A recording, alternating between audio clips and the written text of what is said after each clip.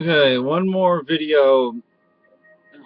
This is this is for Michelle, but it's for everybody. I just want to say, when you're in an institution like the ones I was in, one of my friends on Facebook. I assume I'm pronouncing the name correctly. I don't know. If I'm not pronouncing your name correctly, please correct me. Because this is how it all got started tonight. When you're in one of those institutions, you're in there.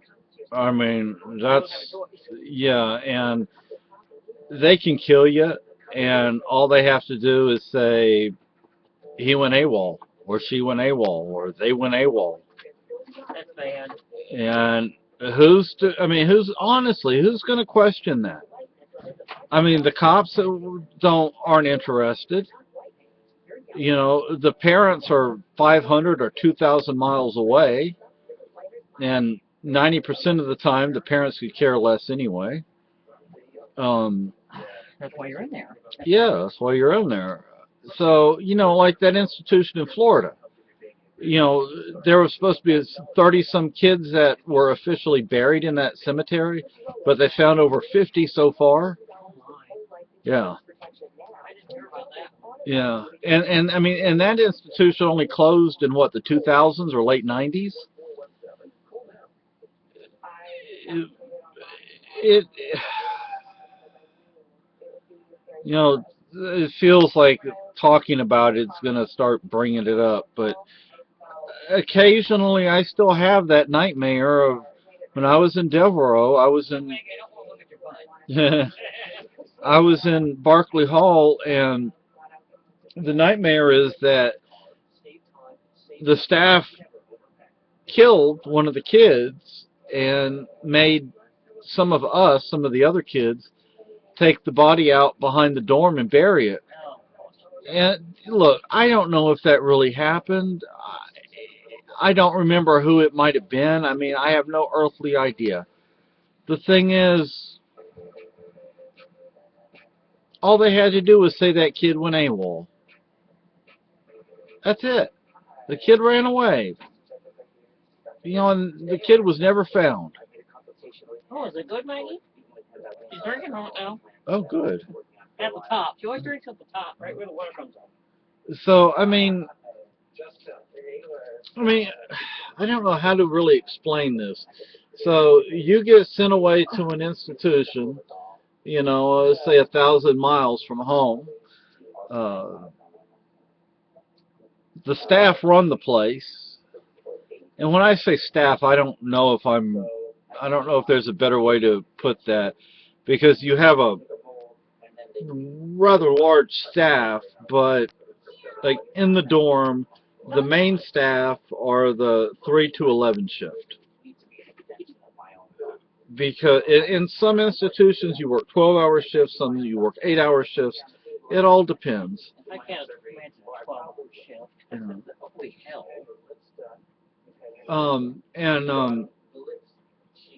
And so, the 3 to 11 shift was the main shift because we got out of school, if you even want to call it school, at 3 o'clock.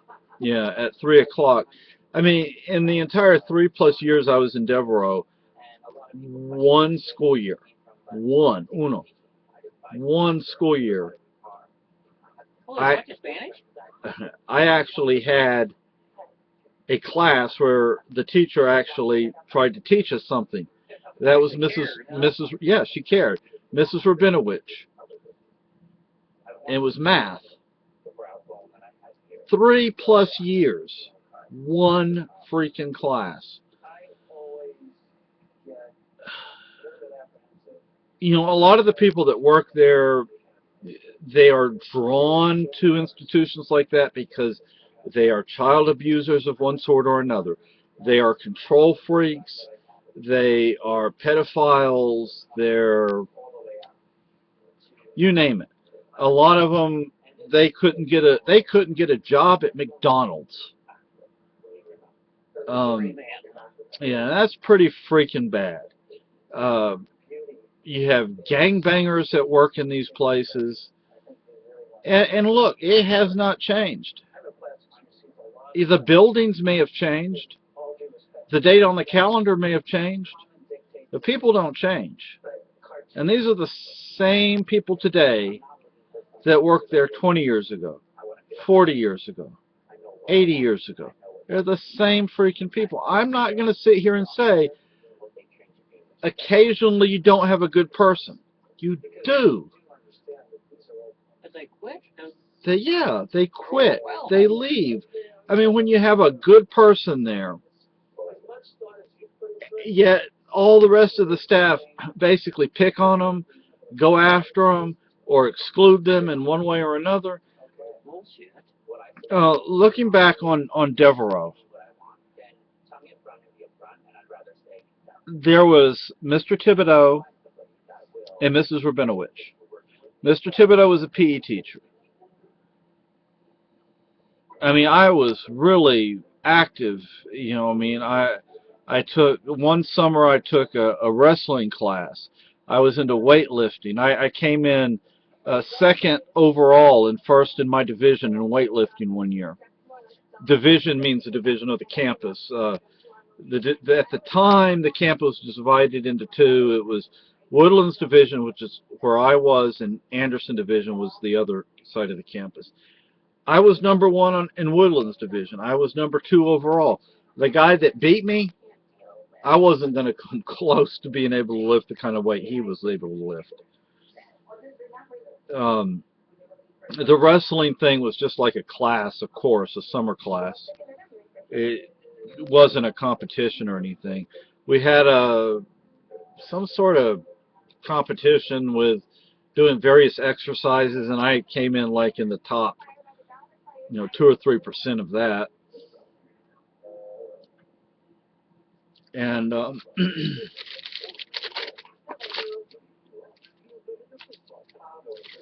anyway, so you get sent to one of these places. It's like I don't know how you would say, a community, not even I mean, it's a community, I guess. It's all, yeah, I mean, it's in an envelope, Nobody outside of that envelope really knows what's going on, outside of what they are told what is going on. My understanding is one of the kids in my dorm wound up on death row. Name is Greg Branch. I don't know if that's what a friend of mine from back then told me. I haven't been able to find any listing for Greg Branch. I'm involved with the anti-death penalty program, with anti-death penalty activism, and I haven't been able to find his name. Doesn't mean he's not on death row. I just haven't been able to find his name. Another guy, I forget his name. His last name was Copenhagen. He spent 20 years in prison. The psychologist, Dr. Quackenbush, he started working for the Texas prison system. He's walking down the hallway one day. He looks into this cell and says, "I happen to know you. Where do I know you from?" It was a kid from, 30 or 40 years before, or 20 or 30 years before. A lot of those people are dead. One of my abusers the only abuser I had in Edgemead, I found his name on the AIDS quilt list. Yeah. Thankfully, AIDS didn't exist back then. But you're in this basically isolated community. What goes on in there stays in there. Once you wind up in there, they can write all sorts of reports about you, but one day you run away. Doesn't mean you ran away. It means the staff got out of hand when they were beating you and they killed you, And who knows what they do with your body. You ran away. That the official report is you went AWOL. You ran away. You escaped, whatever. Who's going to say any different? It's either you're either a bunch of psych patients or you're a bunch of kids that You're a liar. yeah, I mean you're like the last like Devereaux when I was there, it was either juvie it was excuse me, it wasn't juvie hall. It was either be tried as an adult or go back to Devereaux. Who do you think they're going to believe? Do you think they're going to believe the staff, or do you think they would have believed one of those other kids? Because most of the kids were there for the same type of reasons I was. They're going to believe the staff. The staff they have stable jobs, you know. They're normal and all that kind of BS. Who's going to believe who? You know, I remember my mother. She showed up once. I don't remember for what, but she was there on campus, and these two kids started to fight. One went up against her car, and I had to get out of the car, you know, walk around to the other side of the car and tell them to break it up. You know, and it's like, to her, it's like, oh my gosh, you know, this is so awful. You know, that this stuff actually, you know, I mean, this is, you know, but to her it was like, oh, this is rare, but, you know, I mean, kids will be kids. Those kids would stab you. Those kids would shoot you if they had a gun. One of the kids in welding class from Anderson Division started making a knife until Mr. Teague, he was a good guy also. He said, I don't know about this, and he took it away from him. But Mr. Teague was only there during the school year. I took welding for 2 years, but he was only there during the school year, and only during that little short time over in the vocational area, which was not a part of the main campus.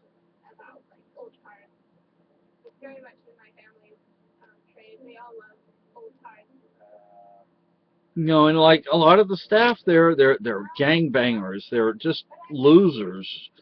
They couldn't get a real job. You know, they couldn't get a job at McDonald's.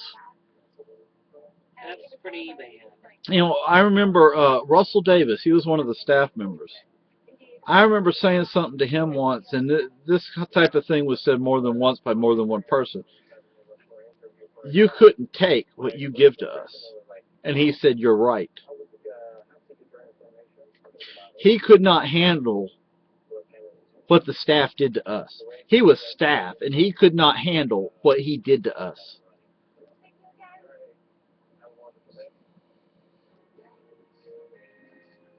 I do my freaking best to just leave that, you know, back there, you know, 30 plus, 35 plus years ago. But, you know, I see this post, I start thinking about this shit, and those motherfuckers come to my door.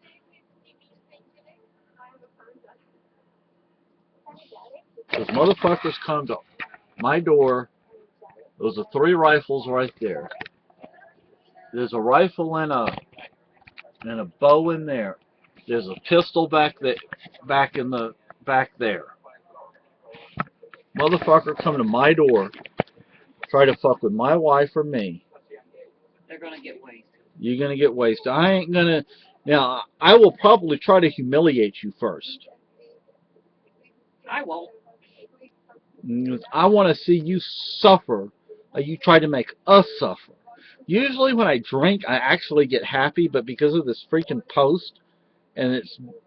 What's wrong?